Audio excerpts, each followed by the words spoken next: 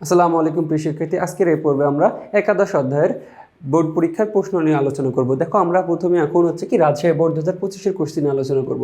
তো আমাদের একাদশ অধ্যায় থেকে রাজশাহী বোর্ড 2025 এই কোশ্চেনটা এসেছিল। তো আমরা একটু প্রথমে উদ্দীপকটা পড়ি। ঘটনা 1 কি বলতেছে যে জনাব হারুন দেশে বেড়াতে গিয়ে লক্ষ্য করেন জনগণ প্রযুক্তির উপর বেশি নির্ভরশীল। কি প্রযুক্তির উপর বেশ নির্ভরশীল। যোগাযোগ ব্যবস্থা বৈপ্লবিক পরিবর্তনের কারণে তাদের জীবনযাত্রা অনেক কি হয়েছে, সহজ হয়েছে। তারপরে ঘটনা 2 বলতেছে যে বিদেশ ফেরত জনাব হানিফ এলাকার উন্নয়নের জন্য একটি পরিকল্পনা গ্রহণ করেন, তবে তিনি মনে করেন অনুন্নত যোগাযোগ ব্যবস্থা ও অশিক্ষা তার পরিকল্পনা বাস্তবায়নের অন্তরায় মানে কি, অন্তরায় মানে হচ্ছে কি বাধা। ঠিক আছে, অন্তরায় মানে হচ্ছে কি বাধা।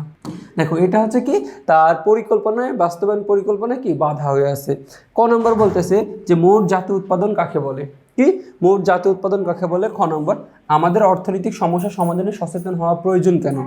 গ নম্বরে বলতেছে উন্নয়নের মাত্রার উপর ভিত্তিতে ক দেশ কোন প্রকৃতির। আচ্ছা এই ক দেশটা হচ্ছে কি কোন প্রকৃতির। দেখো এখানে জনগণ প্রযুক্তির উপর বেশি নির্ভরশীল।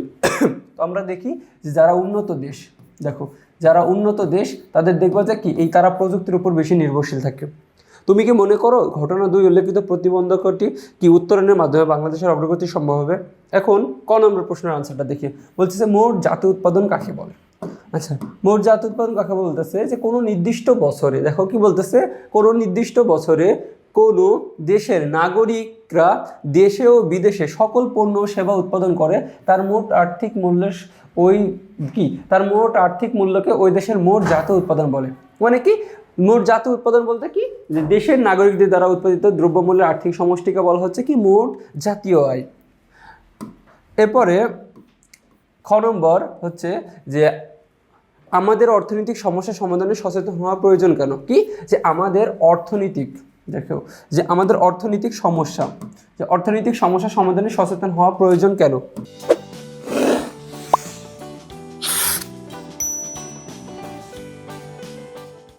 বলতেছে উন্নয়নশীল দেশ হিসেবে আমাদের নিজের অর্থনৈতিক উন্নয়ন সুনিশ্চিত করতে অর্থনৈতিক সমস্যা সমাধানে সচেতন হওয়া কি আবশ্যক। অর্থনৈতিক সচেতনতা থাকলে সীমিত সম্পদের সঠিক ব্যবহার নিশ্চিত হয়। কি অর্থনৈতিক সচেতন থাকলে সীমিত সম্পদের সঠিক ব্যবহার নিশ্চিত হয়, অপচয় কমে, সঞ্চয় বাড়ে, যা বেকারত্ব দারিদ্র্য কমাতে কি করে সহায়তা করে। এরপর বলতেছে ফলে ব্যক্তি সমাজ ও রাষ্ট্র সামগ্রিক অর্থনৈতিক উন্নয়ন সহজ হয়। এরপর গ নম্বর প্রশ্নটা দেখো। গ নম্বর প্রশ্নটা কি যে উন্নয়নের মাত্রার ভিত্তিতে বলছিল যে ক দেশটা হচ্ছে কি কোন পর্যায়ে পড়ে। কি ওটা হচ্ছে কি কোন পর্যায়ে পড়ে, যাদের হচ্ছে কি যারা প্রযুক্তির উপর বেশি নির্ভরশীল। বলতেছে উন্নয়নের মাত্রার ভিত্তিতে ক দেশটি উন্নত দেশের অন্তর্ভুক্ত। কি উন্নত দেশের অন্তর্ভুক্ত। উন্নত দেশ হলো এমন একটি দেশ যা অর্থনীতি, শিক্ষা, স্বাস্থ্য, প্রযুক্তি, জীবনযাত্রার মান ও অবকাঠামোর দিক থেকে অত্যন্ত কি পর্যায়ে উচ্চ পর্যায়ে পৌঁছেছে, এমন দেশগুলোকে বলা হয় উন্নত দেশ। উন্নত দেশের জনগণের মাথাপিছু আয় বেশি। কি উন্নত দেশের জনগণের মাথাপিছু আয় বেশি। আমরা জানি যে 13,845 প্লাস যাদের বেশি মার্কিন ডলার আছে এক বছরে ইনকাম, তাদেরকে আমি বলতেছি কি উন্নত দেশ, উচ্চ আয়ের দেশ। আমি বলতেছি কি মাথাপিছু আয় বৃদ্ধি হার বেশি হয়, জীবনযাত্রার মান অত্যন্ত উন্নত। কি মাথাপিছু আর হচ্ছে কি আয় বৃদ্ধি। দেখো দেখা যাচ্ছে একজন ব্যক্তি এক বছর শেষে প্রায় হচ্ছে কি 1 লাখ 2 লাখ মার্কিন ডলার কি করে থাকে আয় করে থাকে তাদের কাছে।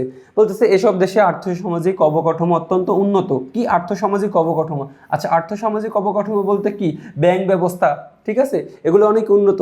শিল্প খাত সম্প্রসারিত, দেখবো যে তাদের শিল্প খাতটা হচ্ছে কি শিল্প নির্ভর, কি প্রযুক্তি নির্ভর। আর আমাদের বাংলাদেশের শিল্প খাতটা হচ্ছে কি কৃষি নির্ভর। পরিবহন ও যোগাযোগ ব্যবস্থা উন্নত। আন্তর্জাতিক বাণিজ্য অর্থনীতির অনুকূল। কি অর্থনীতির জন্য কি অনুকূলে আছে, মানে কি তাদের কাছে আছে।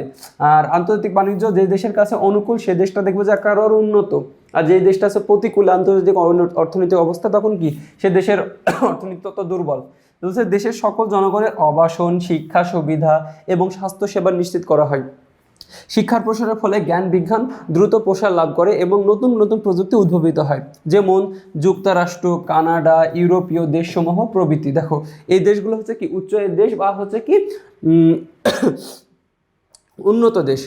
তো এরপরে আমাদের বলতেছে যে উদ্দীপকের জনাব হারুন কি যে উদ্দীপকে জনাব হারুন ক নামক এমন একটি দেশে বেড়াতে গিয়েছেন যেখানে প্রযুক্তির নির্ভরশীলতা, যোগাযোগ ব্যবস্থা, বৈপ্লবিক পরিবর্তন কি প্রভৃতি বৈশিষ্ট্য বিদ্যমান। তাই ক দেশটি হচ্ছে কি উন্নত দেশ। তাই ক দেশটি কি দেশ? উন্নত দেশ। এখন ঘ নম্বর কোশ্চেনটা কি বলতেছে, ঘ নম্বরটা আমরা একটু দেখি। বলছে তুমি কি মনে করো ঘটনা 2-এ উল্লেখিত প্রতিবন্ধকতাটি উত্তরণের মাধ্যমে বাংলাদেশের অগ্রগতি সম্ভব হবে? কিছু প্রতিবন্ধকতা আছে, দেখো উদ্দীপকে বলছে অনুন্নত যোগাযোগ ব্যবস্থা, অশিক্ষা, তার পরিকল্পনা বাস্তবায়নে অন্তরায় মানে কি বাধা। এটা হচ্ছে কি এখন বলতেছে এগুলা কি অগ্রগতি সম্ভব হবে কিনা এই বাধা দূর করতে পারলে। আচ্ছা আমরা একটু দেখি। বলতেছে না, ঘটনা 2-এ উল্লেখিত প্রতিবন্ধকতাটি সমাধানেই শুধু বাংলাদেশের অগ্রগতি সুনিশ্চিত হবে না, বরং অন্যান্য প্রতিবন্ধকতাগুলো দূর করতে হবে বলে আমি মনে করি। দেখো যে ওইখানে যে জাস্ট 2টা প্রতিবন্ধকতা দেওয়া আছে, জাস্ট এই 2টা প্রতিবন্ধকতা যদি দূর করতে পারি তাহলে তো বাংলাদেশের অগ্রগতি সাধিত হবে না, কি আরও আছে।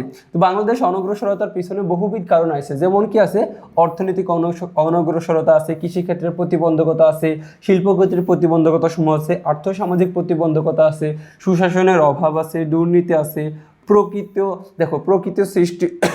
প্রকৃতি সৃষ্ট প্রতিবন্ধকতা সহ ইত্যাদি। কিন্তু উদ্দীপকে শুধু অনুন্নত যোগাযোগ ব্যবস্থা ও অশিক্ষার ব্যাপারে কথা বলা হয়েছে। দেখো জাস্ট এই 2টার কথা বলা হয়েছে।